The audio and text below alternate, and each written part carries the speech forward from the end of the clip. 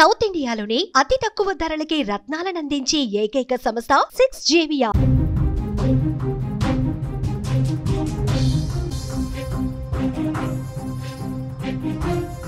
Breaking news చూస్తున్నాం. ఈశాన్య రాష్ట్రాల్లో భారీ వర్షాలు కురుస్తున్నాయి. 3 రోజులుగా కుండపోత వర్షాలు పడుతున్నాయి. సిక్కింలో మిలిటరీ క్యాంపుపై విరిగిపడ్డ కొండ చర్యలు, అలాగే 3 జవాన్లు మరణించినట్లుగా కూడా తెలుస్తోంది.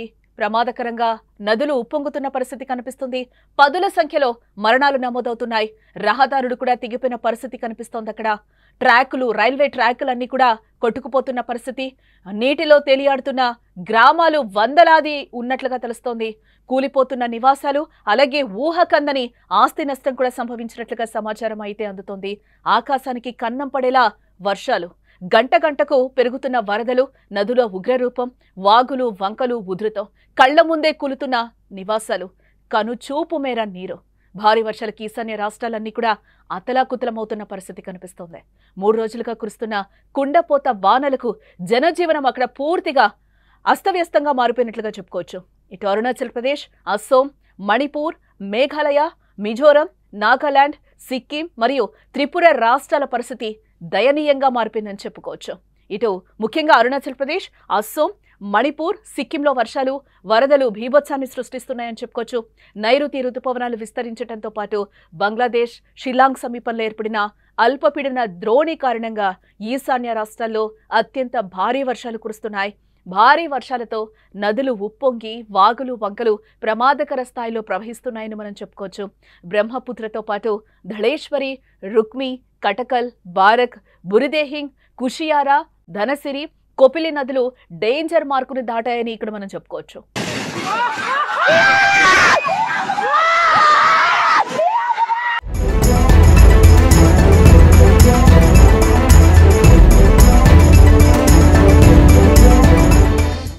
వరద నీరు జనావాసాలను ముంచెత్తుతోంది.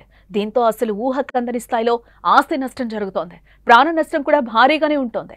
భారీ వర్షాల కారణంగా కొండ చర్యలు విరిగిపడటం, ఆకస్మిక వరదలు సంభవించడం వంటి ప్రమాదాలు సంభవిస్తూనే ఉన్నాయి.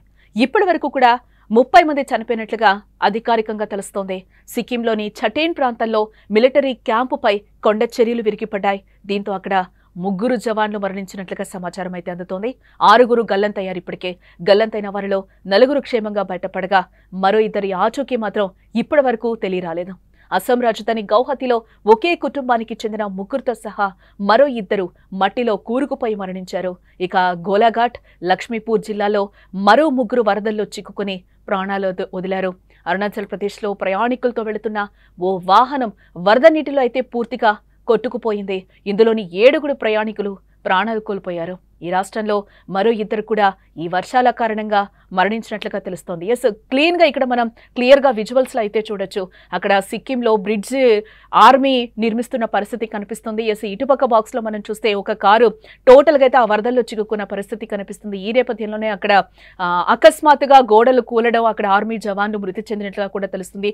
వరద ఫ్లోటింగ్ కూడా ఎలా ఉందో చూడొచ్చు. ఇటుపక్క బాక్స్ లో పైనుంచి ఆ పైకప్పు ఎలా కూడిందో బిల్డింగ్ కూడా మనకి క్లియర్ గా కనిపిస్తున్న పరిస్థితి కనిపిస్తుంది. టోటల్ గా సిక్కింలో పరిస్థితి చాలా దారుణంగా ఉన్నట్లుగా తెలుస్తోంది. అరుణాచల్ ప్రదేశ్ వ్యాప్తంగా కూడా చాలా రికార్డు స్థాయిలో అక్కడ వర్షపాతాలు నమోదవుతున్న పరిస్థితి అయితే మనం ఇక్కడ కళ్ళకు కట్టినట్టుగా కనిపిస్తుంది. ఎటు చూసినా కూడా వరద నీరు నిండిపోయిన పరిస్థితి కనిపిస్తుంది. ఇళ్లలోకి కూడా వరద నీరు చేరిపోయింది. ఎక్కడ చూసినా కూడా ఆ వరద నీరు, ఆ బురద తప్పితే మనకు అక్కడ ఏమీ కనిపించని పరిస్థితి కనిపిస్తుంది. ప్రాణాలని అరచేతిలో పెట్టుకున్న పరిస్థితి కనిపిస్తుంది. అక్కడ టోటల్ గా జనజీవనం పూర్తి అస్తవ్యస్తంగా మారిపోయిన పరిస్థితి అయితే కనిపిస్తుంది. అక్కడ అరుణాచల్ ప్రదేశ్ లో జనాలందరూ ఎప్పుడు కోలుకుంటారో కూడా తెలియని పరిస్థితి కనిపిస్తుంది. ఆ హృదయ విదారక ఘటన అయితే ఆ విజువల్స్ లో అయితే మనకి క్లియర్ గా కనిపిస్తుంది. అక్కడున్న పరిస్థితి ఏ విధంగా ఉందో కళ్ళకు అద్దం పడుతున్న పరిస్థితి కనిపిస్తోంది.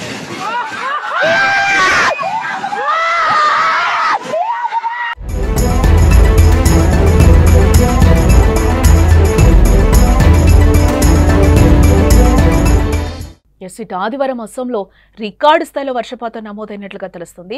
సిల్చార్లో ఏకంగా 415 మిల్లీమీటర్ల వర్షపాతం నమోదైంది. 1893 తర్వాత ఒకే రోజు ఈ స్థాయిలో వర్షపాతం నమోదైనట్లుగా అధికారులు చెప్తున్న పరిస్థితి. ఇలా 132 నాటి రికార్డు బద్దలైందని కూడా అధికారులు చెప్తున్న పరిస్థితి కనిపిస్తుంది. 1893లో కేవలం 290 మిల్లీమీటర్ల వర్షపాతం మాత్రమే రికార్డైంది. కానీ ఇప్పుడు అంతకు డబుల్ వర్షం కురుస్తోంది. భారీ వర్షాలు లక్షలాది మందిపై ప్రభావం చూపుతున్నాయి. చాలా మంది ఇండ్లు నీట మునిగి పునరావాస శిబిరాల్లో తలదాచుకుంటున్నాయి. మణిపూర్లో వరదలు బీభత్సం సృష్టించాయి.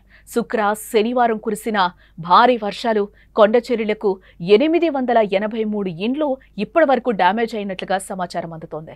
వాటిల్లో కొన్ని ఇండ్లు కూడా కోల్పోయాయి.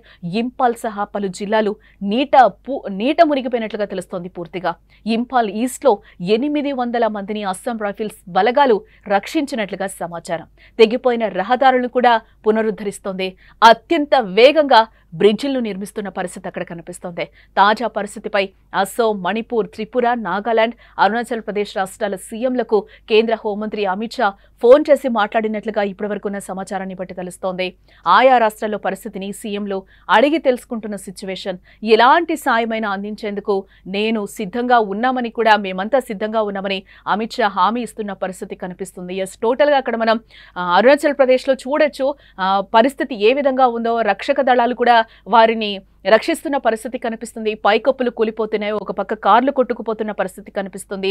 ఆ వరద ఫ్లోటింగ్ కూడా ఎలా ఉందో మనకి క్లియర్ గా విజువల్స్ లో అయితే మనకి కనిపిస్తున్న సిచ్యువేషన్ కనిపిస్తుంది. అక్కడ జనాలు కూడా పునరావాసాలు పైకెక్కి కూడా వాళ్ళ ప్రాణాలని కాపాడుకుంటున్న పరిస్థితి కనిపిస్తుంది. అక్కడ వారి ఆర్తనాదాలు కూడా ఏ విధంగా ఉన్నాయో ఒకసారి మనం వినే ప్రయత్నం చేద్దాం.